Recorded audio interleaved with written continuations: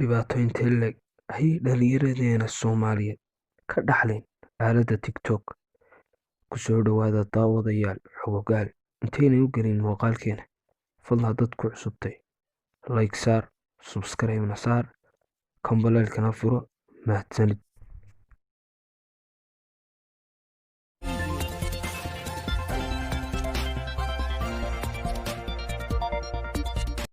Assalaamu calaykum. TikTok waa meel lagu soo duubo muuqaallo dhowr ilbiriqsi soconaya ama dhowr daqiiqo. Sida aynu wada ognahay, bulshada adduunka sannadihii ugu dambeeyay way isdhex galeen, waxay wadaageen waxyaabo badan, waxay iska barteen wax badan oo ay horay u aqoon.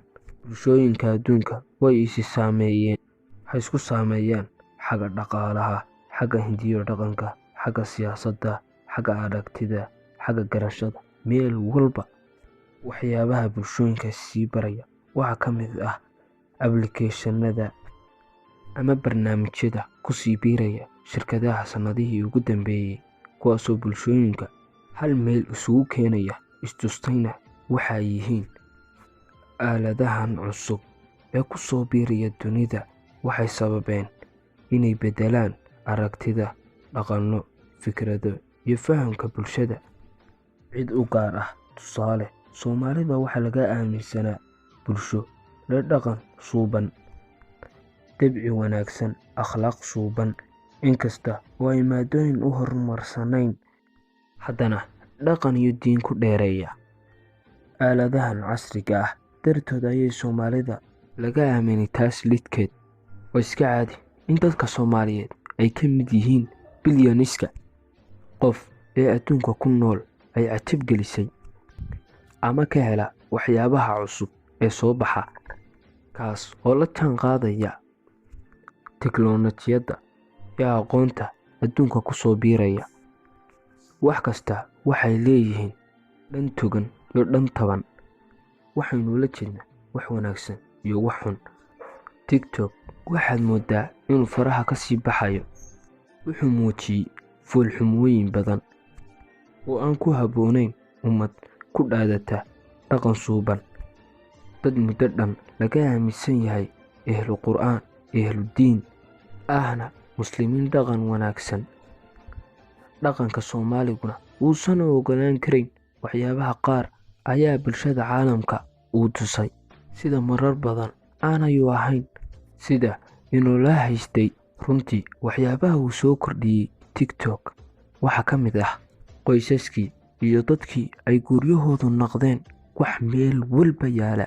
Waxyaabaha aan wanaagsanayn ee TikTok u keenay waxaa ka mid ah asturaad la'aan xadka ka baxsan, isku dhacyo ka dhex abuurma qoysas Soomaaliyeed, dhiirigelinta dhaqamada xunxun. Wuxuu saameeyey waxbarashada dhallinyarada, saaqidnimo. Adigoo ku fakaraya aqli saliim ah iyo maskax fiyow, qofka weligii Somaliland maqlin haddii uu TikTok dhex tago, muxuu Soomaalida ka fahmayaa? Wuxuu fahmayaa bulsho wada niikanaysa, dhaqan fiican aan lahayn, akhlaaq wanaagsan aan lahayn, diin xakamaysa aan lahayn.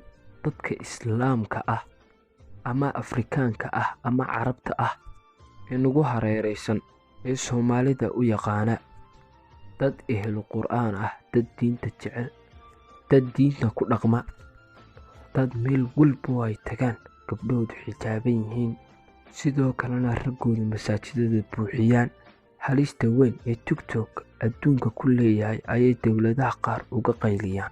Dowlado badan ayaa dalkooda ka mamnuucay, waxayna u soo rogeen kantarool adag, aad iyo aad u adag. Kuwa ayaa maxkamad ku soo saaray dhibaatada nafsiga ama akhlaaqda ama aqoonta min ayaan wac. Meelaha lagu maxkamadeeyey waxaa ka mid ah dalka Maraykanka. Meelaha buuqa badan ka taagan yihiin ee qarka u saaray in la mamnuuca waxaa ka mid ah Masar iyo Nigeria. Adduunkoo dhanna waxaa geliyey khalkhal fara badan. Ma ahan waxa Soomaalida keliya wareeriyey, waxa wareeriyey adduunkoo dhan. Waayo dadka ugu badan ee isticmaala applicationka TikTok mataqaanaa daawade. Fiidiyowga yara qabso, kommentiga hoose nagu reeb. Waa 16 ilaa 25. waana dhalinyaro. taasna waa dhibaatada ugu weyn ee Soomaalida haysata. maxaa yeelay marba haddaad dhalinyaro tahay waa inaad is-horumarisaa, aad dalkaaga iyo dadkaaga aad horumarisaa. laakiin waxaad moodaa in dhalinta Soomaaliyeed lagu mashquuliyey wax aan micno lahayn, naftoodii iyo dalkoodii iyo dadkoodii laga mashquuliyey. waxaan waraystay dhalinyaro badan oo Soomaaliyeed. waxay igu dhaheen haddii aanu samaysano Facebook ama Twitter, aanu soo dhigno wax wanaagsan ama aanu soo dhigno qoraal, waxa daawanaya wax yar 10 ilaa 30 qof, halka aynu soo dhigno taas iyo dheer isku dhajisyo ayna daawanayaan 100 qof ama kaba fara badan.